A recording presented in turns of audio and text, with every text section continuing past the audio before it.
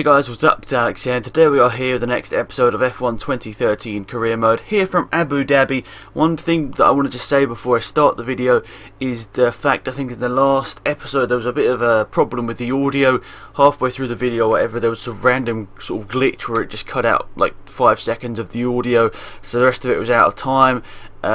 Nothing I could really do about that, so I'm really sorry about that, and if it happens again, just let me know, and I might just have to reinstall the software if it happens again, but we'll just see what happens. Hopefully it doesn't happen again, but that's just just to let you know about that. It's just a problem with Audacity, nothing I could do at the end of the day. It's obviously live commentary, I can't like stop it and redo it or whatever. Yeah, that's unfortunate, but let's get into this Abu Dhabi Grand Prix and hope for better fortune than the last race. Well, last race wasn't too bad, to be perfectly honest, but I think we can go for a good result. We're starting P1. That's obviously a good position to start. But I'm not sure. We'll see. Season 3 is going to be tough because I've got a contract offer from Ferrari. I probably forget to show it at the end of the video, but I have got a contract offer from Ferrari, which I'll probably take. But yeah, starting on pole, where's the highest Ferrari on the grid? P4. So yeah, the Ferrari is definitely not as good a car as the Mercedes, but I'm hoping it's going to be good fun racing if I get the Ferrari seat, because then hopefully it'll be a bit, a bit more competitive is what I'm hoping. But now we're going down to turn 1, Hamilton's going side by side, going around the outside of Hamilton there, using that Abu Dhabi runoff that he's famous for now. So that's up into P1. Was that a car spinning? Yeah, there was a car spinning. I think now it's Kimi Räikkönen. I'm sorry, but I just looked back for a second there. Yeah, Räikkönen spun it around. Wow, I didn't expect that. In the similar place where he got knocked out of the race in real life, he goes and spins it. I think he got it underway though, because he's still in the pack. But that's definitely going to be hard for Kimi Räikkönen to gather back that momentum and get him back self into a points playing position. But a very crazy first lap already, and we're not even halfway through it. And breaking through here, my aim here is just to score points over Hamilton. That was stupid. I'm going to try to be a bit eager with the corner. The next race, the American Grand Prix, I am not very good at that track whatsoever, so yeah, that's not going to be too fun, but whatever, we'll have to just see what comes with that. But for December, I have got some 100% races planned, because I know there are some people that are watching this series, they just want to see a full race, like a full 100% race. Now, not too many people are doing a full 100% races on YouTube, so what I want to be doing is posting the whole race in one video. Not many people are actually doing that, so I'm going to try and do that for you guys. Got a couple planned for December, so that's going to be good. I hope you guys enjoy them, because if you do, I probably will do more in the future. It's not something I can do every day, but it's probably something I can do once a week, probably. But we'll see.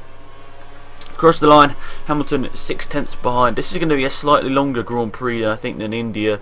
I don't know what's happening. I honestly don't know what's happening with these tyres. They just don't seem to have any grip. Anyway, chasing down Hamilton. Let's try and go for a good manoeuvre down the inside. Got it stuck on the corner there a bit better. Looks like Mercedes really have stolen the evolution of the car. The development advantage is what I should be saying there, over the rest of the field. But I think the top 4 in the race, I think I just saw Mark Webber was in P4. So the top 4 in this race, top 4 in the championship, 2 Mercedes, 2 Red Bulls going for the championship. It's quite close in the constructors as well. That's something else I want to be able to wrap up. But I know in Austin I'm going to have a bad race, because I'm really bad at Austin. So we'll see what happens with there. But I'm pretty sure we won't have a very good race. It'll be a subpar performance, I think, from me there. I'm sort of digging myself into a hole of doing really badly there, but I might end up with a good result. But I expect to not do too well there, so I just need to push 100% in this race, see where we are in terms of Brazil. If we're in the contention for the championship, we can go for it. If we're not, that's just bad luck and we can't go for it. We have had a really good second half of the season, however. We picked up quite a good amount of podium positions. I suppose there is. We got I think just saying podiums is probably better. I picked up quite a lot of podiums. It's been good fun, that getting into the podium a lot of times. Sadly, there's not many wins as I would have liked. You know, maybe one of you guys in the comments can write how many wins and podiums I've got in general. Maybe you know, if you've been a big fan of the series and you've watched every single episode, you could probably put it in the comment how many times I've finished first, how many times I've finished second, how many times I've finished third. To be honest, I can't remember, so yeah, you guys will be able to put that in the comment section if you remember. Oh no. Whoa. Car literally just flew there. I don't understand these tyres. Yeah, I suppose they are quite worn already. I think this is one thing with the pad. It's, you know, if you're not too good with your tyre saving, you can really just hit the cliff very early on. And that's exactly what I've done. I'm not very good with tyre conservation, as you know. I tried loads of setups. Nothing really worked.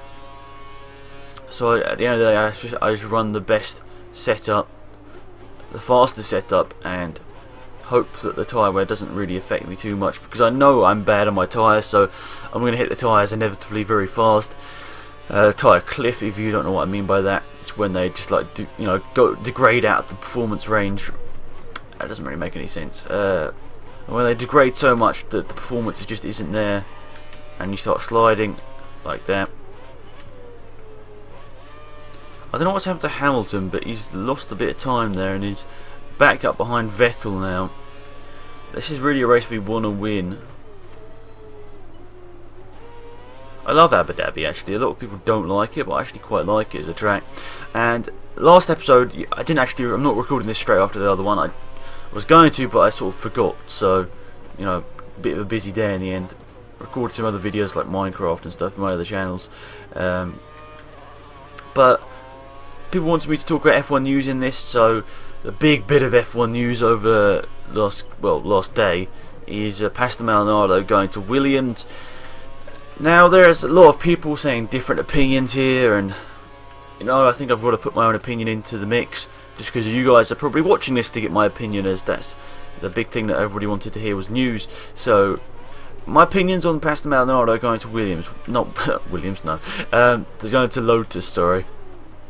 Well, I think out of all the guys with lots of money, I think he's probably the best. I think he's better than Perez. Probably going to get a lot of hate for that, but I think he's better than Perez. Overall, I think Perez probably a bit more consistent than Maldonado, but I think overall Maldonado is probably still a little bit better. But I don't also think that Perez brings as much sponsorship as Maldonado. And Perez is never really in the fit for a Lotus seat. I don't know why, but you know, you'd have thought he would have been, but he just wasn't ever sort of in the frame for it. So yeah, Maldonado chosen over the likes of Perez, and who else has a lot of money? Gutierrez, Chilton. You know, he was chosen over the rest of them. But you know, the guy that did the quantum or whatever, I don't even know, that the business that supposedly was going to give them loads of money, which, let's be honest, was never going to happen. They wanted to get Hulkenberg, I think was the thing, but as they never invested, they didn't get Hulkenberg, and they had to go for a driver with a lot of money. Now, Pastor Maldonado has a lot of money from Venezuelan oil company. You know, good on him for having a lot of sponsorship. At least, you know, in these tough times, someone is being able to, you know, people say that Pastor Maldonado is a bad driver. Let's get out of our heads and say Pastor Maldonado's a decent driver. He's won a Formula 1 race. You know, he probably would have got extra podiums last year if his car hadn't failed, and probably would have got more podiums if he hadn't been a bit of an idiot last year, which indeed he was. Whoops, overshot that one a little bit. But Pastor Maldonado isn't a bad driver. This year I think he's been actually quite consistent. You know, Bottas was very lucky in one race, and you know, people say Pastor Maldonado is lucky to win a race. Well, you know, you can say Bottas was lucky to get 8th place in Austin. So it goes both ways there. And you know, ever since Pastor Maldonado announced he was leaving Williams, I don't think he's really put 100% into it. When, you know, after that time, Bottas got to that position. So I don't know, maybe if Maldonado had pushed to the end, I think we might have seen a bit of a different outcome. But you know, whatever, I don't need to talk about that. But how did I get onto this? I don't even know. But Maldonado isn't a bad driver. Whatever people say, Maldonado is actually a decent enough driver. He won GP2, and you can't win GP2 unless you're a very good driver. But one thing I would like to say, that I would have, a lot of people, I think including myself, would have rather seen Hulkenberg in that seat. But when Hulkenberg doesn't bring any sponsorship to the table in these financial times, he was never really going to get the seat, let's be perfectly honest here, unless some big investor got into the Lotus camp and was sponsoring Lotus with lots of money. I want to just go this extra lap. Hopefully it doesn't bite me. But yeah, so unfortunate for Hulkenberg. He has done some really good races this year, but you can say the same about Maldonado last year. I mean, he got like 4th in Abu Dhabi last year, or 5th in Abu Dhabi last year. He won the Spanish Grand Prix. He was going to probably get a podium in the Singapore Grand Prix, but his car retired. No, his car had a problem, sorry. His car didn't just retire. But you know what I mean. Maldonado is a good enough driver to get a good seat, but obviously it is down to sponsorship money. Let's not kid ourselves here. It is down to sponsorship money. Maldonado brings something in the ballpark of 30 million. I'm not sure if that's dollars, pounds, or whatever.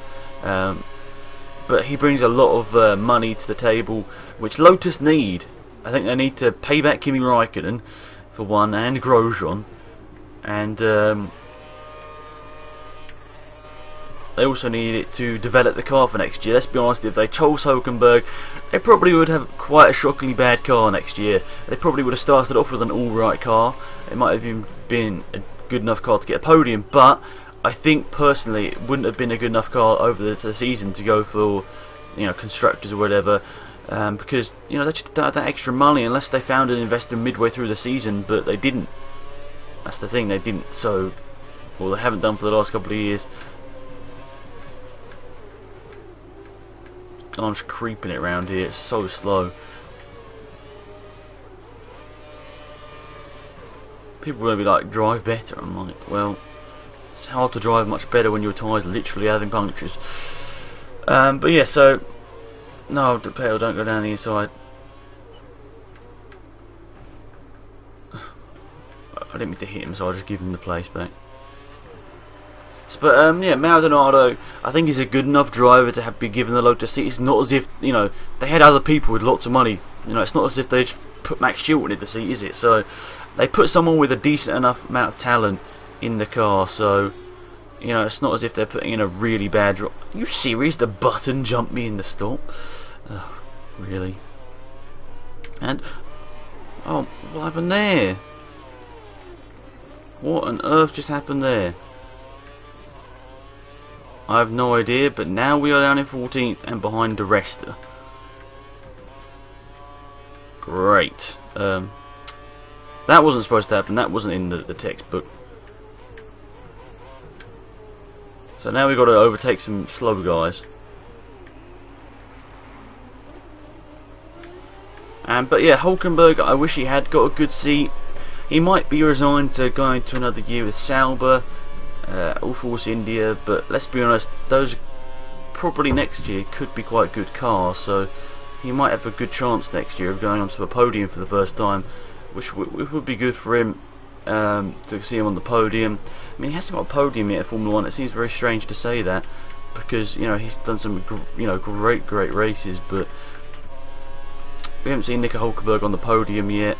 He's got a pole, he's been leading races all the time, but hasn't ever had the speed in him over a race distance by the looks of it just to get a podium. I think he probably would have got a podium last Brazilian Grand Prix 2012. That didn't happen due to him hitting Hamilton on a bit of wet tarmac. So that was unfortunate. Probably would have got the podium there. But these things happen in Formula 1. Obviously he didn't mean to do that to Hamilton, but it happened, so that's just unfortunate.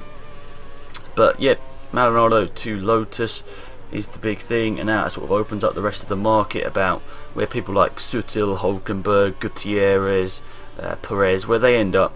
So that's going to be interesting for the driver market. I'm looking forward to it. It's exciting. Gutierrez is actually leading this race currently. I'm coming out side by side. Oh, I got past Webber in the stop. That second round of stops had really slow pit stops.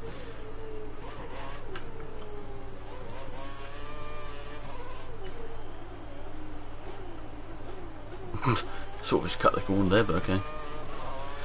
But yeah, okay. To summarise what I've said, I know people might be getting mixed sort of ideas of what I've just said there. I don't think that Maldonado was the fastest driver for that seat. I think he was probably a better bet than Perez. But I think just overall, because of the money that he brings and just, you know, whatever, they obviously they need the money to pay back people, probably staff as well, and so it's probably in the long run the best thing to do, just because then they can have that extra money, had the better development team. So, you know, it would have been nice to see Hulkenberg in that car, yes, but maybe that if Hulkenberg was driving that car, maybe it might have been a worse car than the Force India and the Lotus Sauber, I should say, Force India and Sauber. The Lotus could have been worse than that if they hadn't had the money. So, you know, people like VG Amalia have got lots of money, but they don't just have Formula 1 teams. He owns like a cricket team, football team. So, you know what I'm saying here. Hopefully, I think I've confused everyone. But he's not just spending all his money on Formula 1. But hopefully, we will see Force India at the front again. I mean, they got a couple of front row starts, got a couple of podiums. Sorry, one podium in Fisichella. Obviously, that marvellous second place in 2009 Belgian Grand Prix. I hope we see a similar thing like that in the future.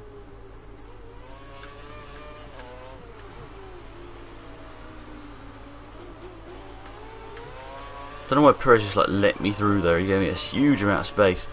Overall, my driving's been a lot better in this episode, which is good. Because obviously the last episode I didn't drive very well, which is a bit embarrassing. But overall, hopefully this one is a little bit better, and hopefully now we can chase down Vettel for this win. Obviously getting, I don't know what happened in that pit stop. I think I don't know when the, you know, because I don't have the pit assist on anymore. I think I just, I think I didn't realise when it was gonna stop assisting me, because obviously it automatically assists you through the pit. So I think I made a bit of a mistake there.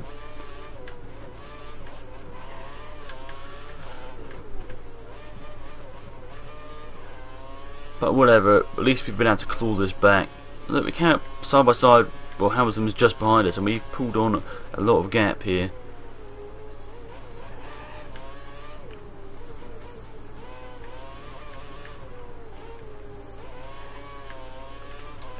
Damn, these tyres are getting destroyed already, but alright,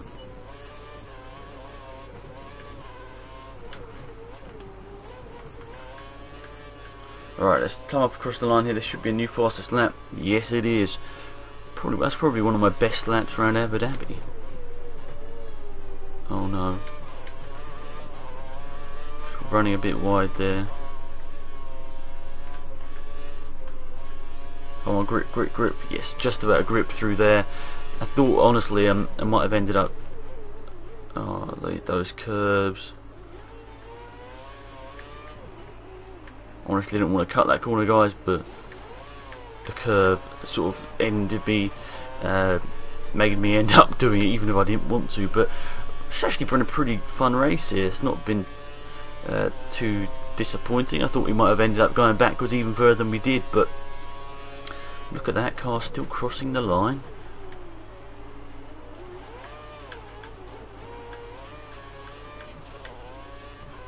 I don't think I'll be in the DRS zone there. Actually, I might. No, I didn't. I reckon I would have been literally hundredths of a second off him there, because that's only just over a second, I think. Okay, well, maybe about a tenth. Okay, that was a bit cheeky through there. I took a lot of curbing, but something I want to talk about now. This this maybe won't be true, but yesterday on one of my other Twitter accounts, I tweeted Let's Race, the sponsor of Max Chilton, saying well, because they tweeted out a picture of the Let's Race symbol being on the Marussia car, and they asked whether the F1 2013 is going to be on next gen. I replied to them saying no, it's not going to be on next gen console, sadly, and they replied that's a disappointment. I guess we'll have to wait until then or something like that. And then I replied, you know, because I sort of got the incentive there that Max Stewart was going to be in Formula 1 next year. So what I think I replied back something like, so you're going to still be in Formula 1 next year or something, you know, along these lines. I can't even remember really what I said, but along that sort of line. So you're still going to be Formula 1 in next year, and they're like, yes, but we may be on a different car. Now, I don't know what you take from that. You know, you take whatever you want from that, but what I take from that is, by the sounds of it, that Max Stewart may be leaving Marussia and going to a bigger team with his sponsorship money. We all know that he isn't as good a driver as Bianchi. He's a decent. I think he got a bad reputation for being a really slow driver. Yes, he isn't as good as Bianchi, but Chilton has still won 2 GP2 races in a season. Finished, I think, 4th in the championship. That's not a bad driver by any means. Definitely not the best. There are 3 guys in front of him, but overall I think he did pretty good. I mean, if you think people like Vettel weren't winning, you know, they didn't really win races at that level. I think Vettel won a couple of races at World Series 3.5 level, but you know what I'm saying. So, you know, it doesn't. You know, the form from feeder series doesn't necessarily represent into big F1 cars, and I think that's what we've seen with Gutierrez. You know, he's actually been a pretty good driver, even though he didn't really shine in GP2. I think Gutierrez should stay for another year. I don't know what you guys think, but there's been a big link between. Whoa, what is that? Vettel spun it. What? Wow. I honestly don't think I'd ever seen anything like that in a Formula 1 game before. Is that like pressure? Is that the AI, you know, being overcome by pressure? I don't even know. Wow, I didn't expect that whatsoever. I don't know what you guys thought about that, but wow. It's almost as if I had a massive lag bubble and just took him out, but obviously I was nowhere near him really. Maybe it's because I was just in that sort of 1.5 second window of him for like a long time, so maybe that was just pressure getting to the driver. I don't even know whether they have that in the game, to be honest. I can't remember whether that was something that they officially announced to have in the game, but wow, that is weird. So Vettel spins out the lead and just gives us a win. But I think Max Chilton, by the sounds of what I was saying back there, he might be going to a different team, but there's been a Sauber there's been a Marussia Sauber link, so we could actually see, you know, Sauber need money. Max Chilton has money, so we could see that happen. In that case, I think we'd probably see Chilton and Sutil at Sauber, and that leaves a Marussia seat free, and you know, maybe Gutierrez goes there, but I really hope they take Gutierrez over Chilton. I mean, I'm nothing against Chilton, but Gutierrez I think is a much better driver than Chilton in a Formula 1 car. In a GP2 car, they're about equal, but in an F1 car, I think Chilton, he just doesn't seem to have developed that much over a season. He actually got really, he got some really good results in around, I think it was Monza. He started Monza in Japan, that sort of area of the season. He was beating his teammate, and that was like, wow, he's actually stepped up a bit here. He's doing really well. And then we got to like the last 3 rounds of the season, and he was nowhere. So I don't understand Max Chilton in terms of that. It's a bit up and down. You know, I'm the sort of guy that watches the whole of the field. I don't just watch the front. Well, I don't really need to watch the front because it's always Vettel. But you know what I mean. I like to see what's happening down the rest of the field. I always have a look at the caterer and Marussia, see how that's going on, and also the difference between the teammates at the back. And you know, around Monza, Bianchi was not outperforming Max Chilton. Max Chilton was outperforming Bianchi, but then we got to the last 3 or so rounds of the season. I do not know what happened to Chilton, but he sort of dropped off the pace a little bit, and that might be the thing that costs him his seat next year at Murcia. But who knows? He's got a lot of sponsorship money. I don't know how much in terms of dollar, but yeah, I think it's enough to get him any sort of seat, you know, any sort of seat that's left in the field. I think that they probably would take the chance with him. Thing is, Chilton's got links with Force India. He did quite a few tests with them. I think he did the Young Drivers test and a couple of other tests with them in 2011. So we could see it. We could see it happen. Max Chilton going to Force India.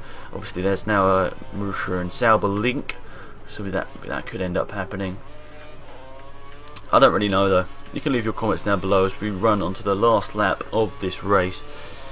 Just burn off this extra bit of fuel here. Vettel's catching us down, but hopefully not by enough now. Hamilton's made it back up to 4th.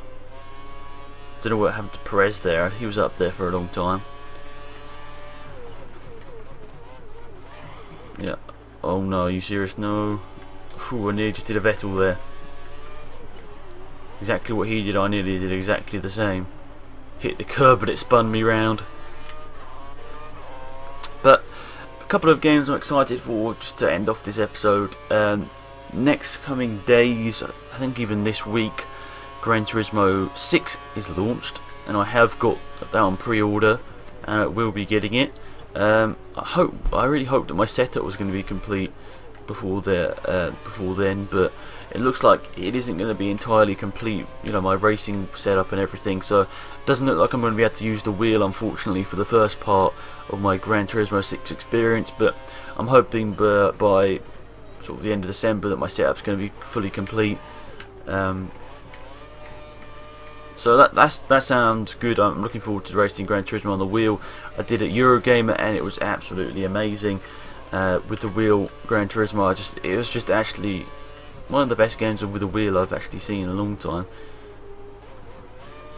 So I'm hoping to drive that with the wheel. I might be getting a new wheel, so I don't know. We'll see what happens in terms of that. But yes, this is going to be a crazy Abu Dhabi Grand Prix. You know, you slightly got the day to night transition there, but it's not enough. And across the line to win the Abu Dhabi Grand Prix. I think that might be only like our 3rd win of the season. That was a hard race, but a fun one nonetheless. Doing a bit of track extending along the way, as everyone did. There is your top 10. Raikkonen miss out on a point by 1/10 of a second after spinning, and Grosjean finishing 12th. Don't know what happened to him, but there we go. Championship standings. 19 points between myself, Hamilton, Vettel. Well, that's 21 points. So I can actually wrap up the title in Austin, but it looks like it's going to be going down to the wire in Brazil. So anyway, thanks for watching, guys. Hopefully you enjoyed the video. It's been Axe, I'm out here. Goodbye. Hopefully you enjoyed the video, guys. If you did, remember to leave a like on the video. If you haven't checked out 2 of the videos on your screen right now, remember to click on them. You'll be able to just click on them and open up in a new tab. And if you haven't checked out GT Omega, the link is down in the description. They've got many racing cockpits and racing chairs that you may be interested in. Lots of cool products over there, so it's probably worth having a quick look. But anyway, thanks for watching. Hopefully you enjoyed the video. It's been Axe, and I'm out here. Goodbye.